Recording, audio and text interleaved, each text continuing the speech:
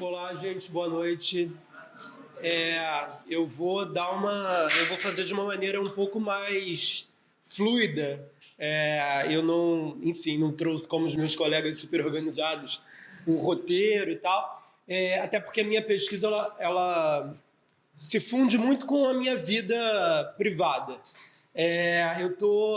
Eu vou mostrar aqui um pouco do trabalho do Glorioso Mergulho à Fantasia, que é um projeto que a gente desenvolve aqui na Glória. Eu estou no doutorado no Instituto de Arte, na UERJ, pesquisando a confluência entre site específico e arte comunidade.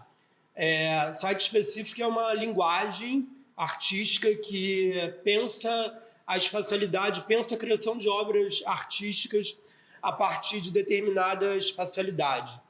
E o conceito de arte comunidade também tem a ver porque pensa o território, e o meu trabalho ele é pautado muito na ideia de memória, território e fabulação. Faz 15 anos que eu atuo nessa região do centro da cidade, nesse perímetro entre o centro e a Glória, com teatro e performance. É muito legal a Carol falar das cartoneiras. A ESG, 2015, eu acho, 2016, quando estava rolando a greve aqui, existia ou existe o Colaboratório, que é um espaço aqui dentro da ESG, em que a gente publicou, eu fazia parte de um grupo chamado Peneira, em que a gente atuava aqui na Lapa, na encruzilhada ali do Bar da Cachaça, com o Chimeninho, onde a gente fazia um espetáculo de variedades que era o Sarau do Escritório. E aí, em algum momento, a gente resolveu fazer uma publicação com os artistas que passavam pelo Sarau, e a gente descobriu, naquela ocasião, o movimento das cartoneiras na Argentina. E aí estava rolando a greve aqui, a gente ficou sabendo do Colaboratório e da possibilidade da gente imprimir esses livros de maneira gratuita, bastava trazer o papel e um pendrive com arquivo. Então a gente conseguiu publicar dezenas de poetas da região metropolitana do Rio nessa ideia de cartoneira a partir de um espaço dentro da universidade pública, no caos em que a UERJ vivia naquele momento de uma greve, em que o governo, enfim, sempre tratando a universidade pública de forma extremamente arbitrária. A gente conseguiu colocar um projeto na rua a partir de materiais recicláveis. Então, tem essa trajetória que parte durante muitos anos com o Sarau do Escritório, que foi um movimento que rolou de maneira ininterrupta por 7 anos, se não me engano, aqui na Lapa. Um dos dispositivos desse projeto dizia respeito à memória desse território. A gente entrevistava pessoas que a gente vê o tempo inteiro passando pelas ruas, normalmente aquelas pessoas que a gente não conhece a história e que a gente sabe que tem uma importância para o território. Então a gente encontrava essas pessoas, entrevistava e a gente fazia um lambe-lambe que a gente espalhava por vários bairros da cidade. E no dia do Sarau do Escritório, a gente fazia uma homenagem a essas pessoas.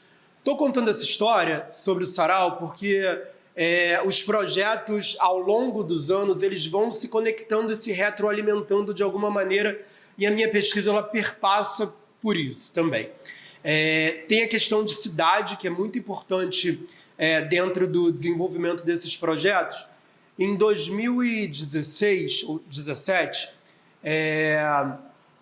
eu co-dirigi e co-roteirizei um espetáculo itinerante chamado Sorte ao Revés, que era uma peça que acontecia na Rua Joaquim Silva, aqui na Lapa. Acho que está nessa direção aqui. Rua Joaquim Silva é aquela que começa nos Arcos, passa pela escadaria Celaron e vai terminar lá no Bar do Adalto, no Beco do Rato, ali na Moraes e Vale. Na verdade, termina na Augusto Severo, já na Glória. Era uma peça onde a gente investigava sobre as memórias desse território, desde o período em que essa rua começou a ser habitada até os tempos atuais, isso na época lá em 2017, a peça estreou em 2018, na verdade. Então a gente trabalhava muito a noção de fabulação, Nessa ocasião, a gente escreveu em que a gente sistematizava um método artístico comunitário chamado Fabulações do Território, e esse espetáculo a gente convocou moradores do bairro da Lapa e também pessoas que tinham relação com a Rua Joaquim Silva, para que elas pudessem compartilhar com a gente essas memórias e também pudessem atuar, mesmo que essas pessoas não tivessem experiências anteriores no campo das artes. Esse trabalho, ele juntava esses moradores com a questão da memória dessas pessoas e também, além da memória oral, a gente também trabalhava com a memória institucionalizada. Então, aquela rua ali de Joaquim Silva foi um lugar onde morou Madame Satã, Jacó do Bandolim, Manuel Bandeira, Portinari e Carmen Miranda. E quando a gente trabalhou com crianças, idosos, e uma figura muito, muito importante para a gente na construção desse espetáculo foi a Dona Marlene, que era uma senhora negra, maranhense, que morava na rua há mais de 50 anos, e ela tinha uma força de aglutinação comunitária que é muito interessante. Ela promovia todas as festas da rua. Então, o arraiá da Rua Joaquim Silva era organizado pela Dona Marlene, o bingo de cartela de feijão que rolava todo domingo, ao longo de toda a vida dela. Ela faleceu na pandemia, então, para a gente era muito interessante ver aquela comunidade se reunindo no domingo, final de tarde, se pensar no Rio de Janeiro, que é uma cidade que se vende como uma megalópole e que tem uma senhora juntando toda uma comunidade de várias idades para brincar na rua. Então, ela era uma brincante que, ao mesmo tempo, organizava essa comunidade, que é uma comunidade também bastante diversa, por assim dizer. Tem uma boca de fumo, tinha uma carvoaria que existia ali até a pandemia. As carvoarias remetem ao período do pós-abolição, em que normalmente as pessoas escravizadas que moravam, que foram libertas e viviam nessa região do centro da cidade. Uma das fontes de renda daquela época era cortar árvore e transformar isso em lenha. E provavelmente essa carvoaria remetia a esse período. Então, era um espetáculo que a gente refletia também sobre essas personalidades que ali viveram, a criação corpórea dos atores para esse espetáculo vinham, por exemplo, dos quadros de Portinari, em que a gente trabalhava a partir da representação daqueles corpos, normalmente de pessoas negras que carregavam, vários deles carregando sacos que lembram muito essas imagens que o Ricardo apresentou, sacos pesados, e a gente foi olhar para essa Joaquim Silva em 2018, em que também, normalmente, corpos negros estão carregando coisas nas ruas. Se passava em frente à carvoaria, eram pessoas completamente sujas de carvão, na labuta ali. Então, e uma das coisas que a gente descobriu é que a Carmen Miranda morou ali quando tinha 12 anos de idade, e ninguém na rua sabia dessa vivência da Carmen ali.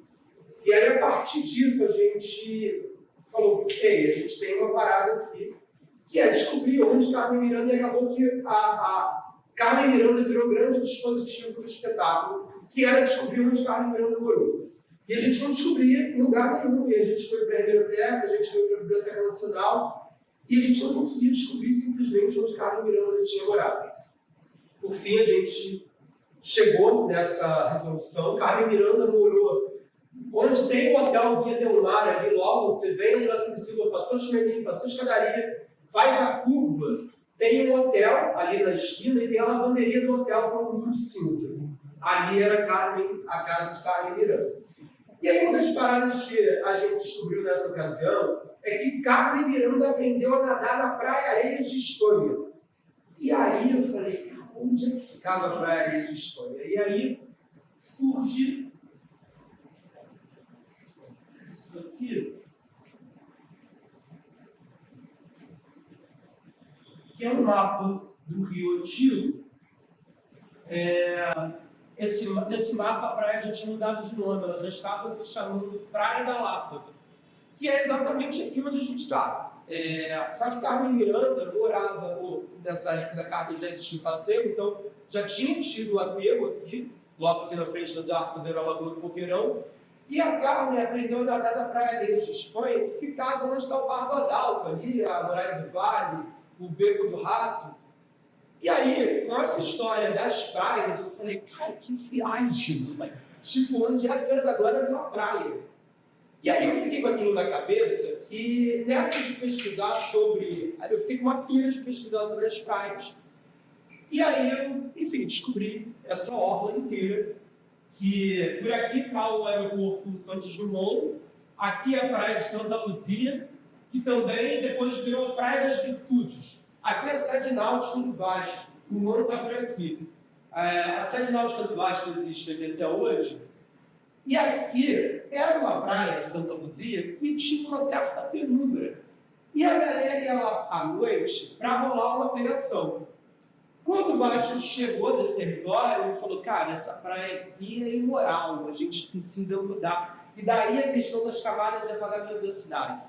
Vasco da Gama resolve transformar a Praia de Santa Luzia em Praia das Virtudes. Se vocês passarem lá beirando aqui a orla, se vocês olharem para dentro do Vasco, tem uma placa lá, escrito Praia das Virtudes. Então, Praia de Santa Luzia, que ia a Praia de Santa Luzia e até a Igreja de Santa Luzia, aqui no Castelo, ali perto dos consulados da França e tal. Praia Largo, que era aqui onde a gente está. Pesquisando essa história, eu descobri um bagulho que é a história dos banhos de mar fantasias. E aí eu falei, caraca, que parada doida, era um bagulho que acontecia nas décadas de 10 e os anos 60, de maneira muito significativa na cidade, era um fenômeno. Isso acontecia na Praia de Ramos, nas praias ali do Governador, na Praia da Glória, aqui, que não é a Praia da Glória atual, é uma outra praia que existia antes dos sucessivos aterros. Rolava na Praia da Glória, Praia do Flamengo, Praia de Copacabana, Sepultiva, as praias de Paquetá e as praias ali do Governador em Ramos. E era simplesmente um fenômeno. E quando eu comentava com as pessoas, normalmente papo de bar, ninguém tinha ouvido falar em banho de mar fantasia. E aí eu fiquei com aquilo, do tipo, cara, a gente tem que fazer um banho de mar fantasia. Isso aqui é a igreja da Outeiro da Glória aqui. Isso aqui era a Praia da Glória.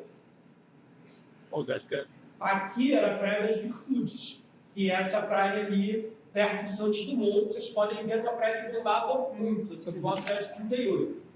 Sim. Aqui é bem aqui perto do passeio.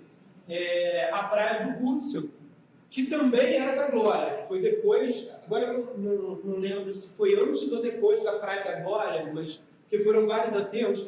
Mas essa ideia desse calçadão, ele vinha até os fundos do passeio. Aqui está o Hotel Novo Mundo, né, lá no Catete. Então, acho que a gente está para cá. Aqui está o edifício Serrador, aqui o relógio da Mesbla, aqui, né, aqui do lado. Então, essa praia aqui era aqui os fundos do passeio.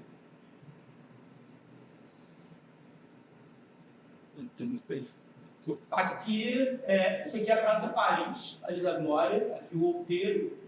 E aí eu fiquei muito com essa ideia, Baía de Guanabara, a questão da balneabilidade, e aí comecei a pirar em várias outras coisas, que é a questão da Baía de Guanabara e a sujeira da Bahia, e a impossibilidade da gente tomar banho dela durante muito tempo.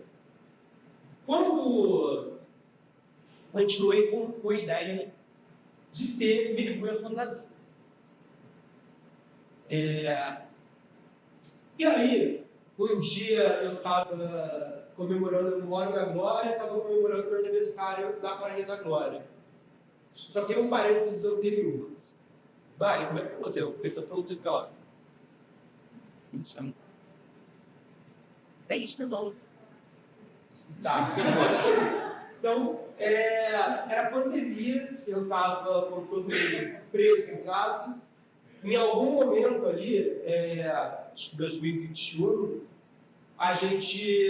eu comecei a sair para pedalar no aterro às 6 horas da manhã, que era o horário que não tinha ninguém na rua praticamente, e tinha a ideia de que a Baía de Guanabara estava limpa, a Praia da Glória estava limpa, e de fato tinha umas tartarugas enormes, cardumes, arraia, não estavam saindo os barcos da marina, então não tinha derramamento de óleo. E aí eu fiquei naquela de mergulhar na prainha ali, a galera chamava de prainha, fiquei nessa de mergulhar na prainha de manhã e ficar com aquilo, porra, agora não tem uma praia, mas tem uma praia. Agora não tem uma praia, mas tem uma praia. E aí essa história da pesquisa do tipo, porra, agora já teve praia da Rússia, praia da Glória, a gente já tem praia nenhuma, porque é tudo perto do Flamengo. E aí eu cheguei em casa um dia e escrevi, na Glória tem duas associações de moradores, uma da direita e uma da esquerda. E aí eu escrevi para o Wilson, que é o presidente da esquerda, que mora à esquerda do meu prédio, inclusive. E aí eu falei para o Wilson, agora não tem uma praia, mas tem uma praia, e acho que a gente devia dar um nome para essa praia. Aí ele falou, não tem nome. Então eu falei, podia ser Praia da Glória, porque todos os bairros, todas as praias da cidade, tem normalmente nome do bairro, e a Glória não tem uma praia, mas tem uma praia. E ele falou, cara, eu não sei como faz isso. Eu falei, cara, sei lá, deve ser tentar não, vamos ver no Congresso. E aí a gente foi ver com o deputado, aí o deputado também não sabia como era, se teve multidão e tal. Descobriram, não é com a gente, é com a Câmara de Vereadores. Aí a gente foi falar com o mandato do vereador Raimundo para verificar se era possível mudar o nome, dar o nome de Praia da Glória para aquele vereador. E aí a assessoria viu e descobriu que não tinha nome. E existe uma lei de Santa Praia, início dos anos 2000, que proíbe que moradores com mais de 20 anos tenham o nome alterado. E eu já sabia que a gente tinha tentado mudar o nome de uma praça aqui da encruzilhada do Bar da Cachaça ali para a Praça Luana Luz. E a gente apresentou um projeto de lei na época e a gente esbarrou nessa lei de Santa Praia que proibia. E aí, já tendo esse precedente, a gente, cara, vamos descobrir se tem ou não tem nome. E aí a gente descobriu que existia um território em plena Zona Sul do Rio de Janeiro que não tinha nome. Uma praia que não tinha nome. E a gente escreveu um projeto de lei, apresentamos à Câmara, e aí demorou, sei lá, um ano para tramitar, demorou um ano, e aí foi para a votação, e aí a Câmara de Vereadores aprovou. Aí vai para o Eduardo Paes sancionar. Aí demora 9 meses, vai para a mão, quando chega na mão do pai, o pai vai lá e veta ali. E aí ficou sem uma justificativa do porquê que ele não deixou pelo nome a praia. E aí voltou para a Câmara, tramitou mais sei lá quantos meses, a gente foi para a da Câmara, se deu um barulho, derrubamos o veto, e aí a Prefeitura usando o Diário Oficial, deram o nome de Praia da Glória para aquele lugar. Então, a gente resolveu, a partir de impacto na praia, e voltei para 2023. Atendi, Mariana, por aí. 2023, a gente estava com os amigos na praia, e aí comentei dessa história. Pô, você sabe, uma parada que existia aqui, que era o banho de Mara Fantasia, e geral, pô, não. Aí eu, então, essa parada aqui, ó. Peraí, Mariana. Calma.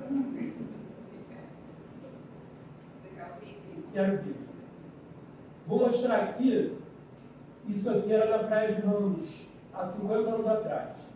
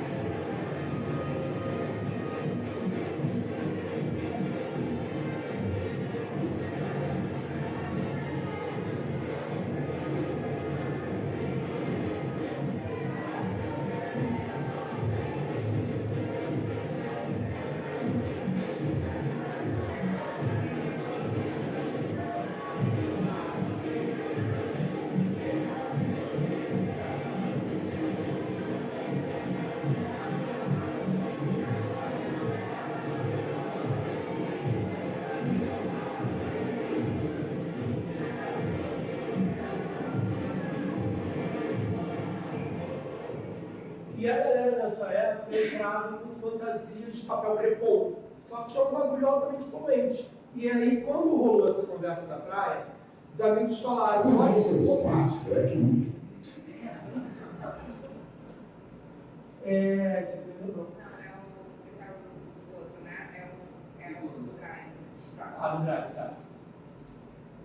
os amigos falaram, pô, bora fazer. Só que eu já estava cansado desse papo de barba, tipo, bora fazer de carioca, que nunca faz, né?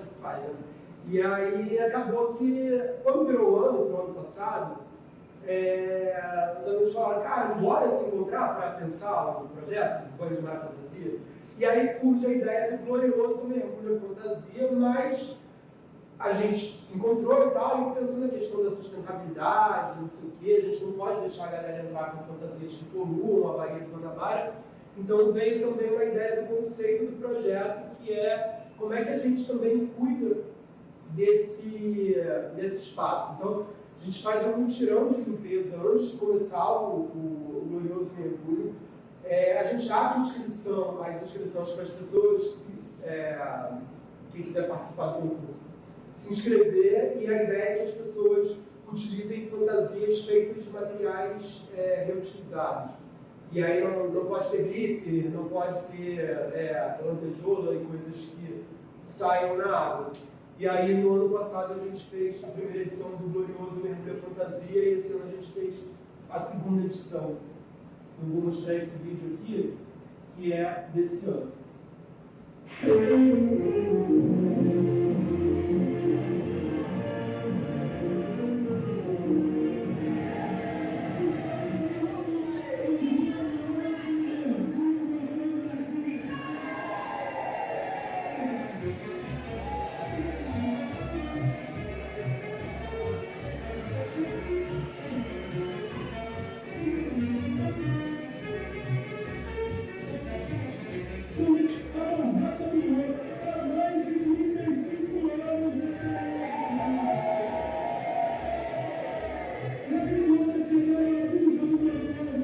Antigamente, o pré-carnaval era Banho de Mar Fantasia, né? Era possível, não, entendeu? Organizado, entendeu? E no final de todos os dias, dava fácil, cada um queria fazer a mesma coisa. Se eu agora agora desde cedo, mas no final a gente tudo se complementava no mar, entendeu?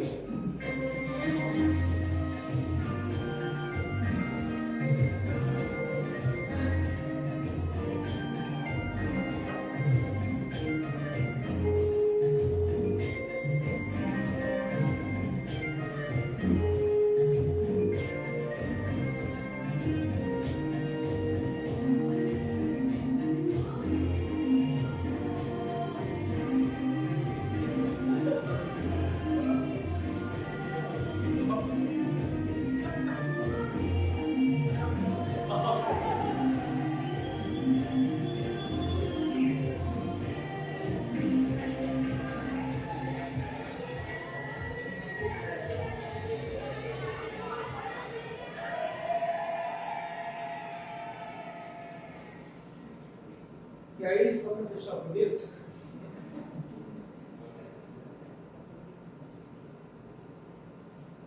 eu tenho pensado.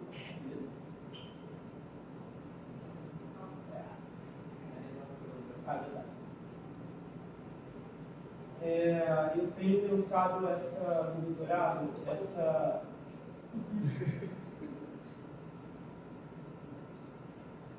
eu não sei me ver essa lança. Mas já foi ver, né? Tá. Eu tenho pensado no Glorioso Mergulho como um dos objetos da minha pesquisa, entendendo isso como uma performance site específica, que tem um diálogo direto com esse território, com essa comunidade Centro, Glória. Rola uma aula pública também, que a gente tem um cortejo que parte lá da praia de Santa Luzia, lá perto do aeroporto Santos Dumont, e a gente vem em cortejo, em alguns momentos tem momentos de pausa, eu conto algumas histórias, essas histórias dialogam com a questão musical, sei lá, a gente entra da praia Areias de Espanha e aí os músicos tocam touradas em Madrid. Aí a gente chega na Praia da Lapa e eu conto a história da Carmen Miranda, os músicos desse ano tocaram Tico Ticabum.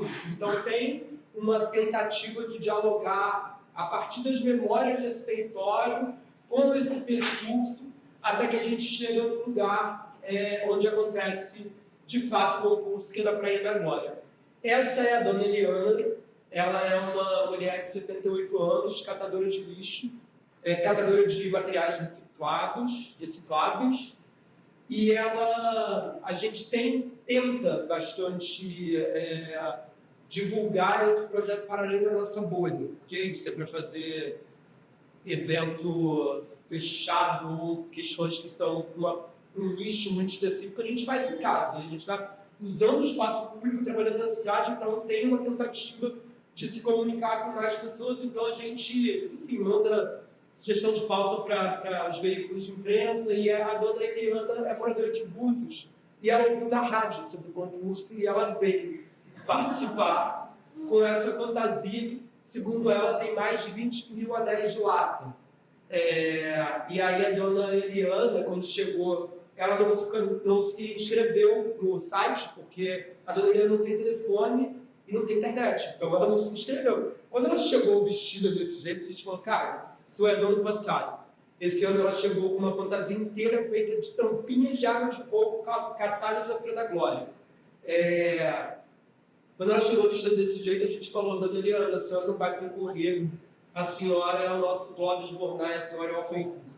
E aí ela ganhou uma série de prêmios, e tem os prêmios também que dialogam, são prêmios fornecidos pelo comércio do bairro. Então, sei lá, o Chimeninho dá um frango de 5 comem 10. No Hotel Love Time dá uma noite de núpcias. No Bar do Adalto dá um jantar romântico. Então tem um diálogo também com o território a partir do comércio, a partir da associação de moradores e dos moradores, e pensar também nessa questão da sustentabilidade a partir de fantasias que dialoguem com essa ideia de materiais reciclados. Esse ano, no vídeo, a primeira imagem que aparece é um cara com uma coisa de rede, que ele utiliza a rede de material da galera do pescador. Então, é isso, gente. Obrigado. Desculpe,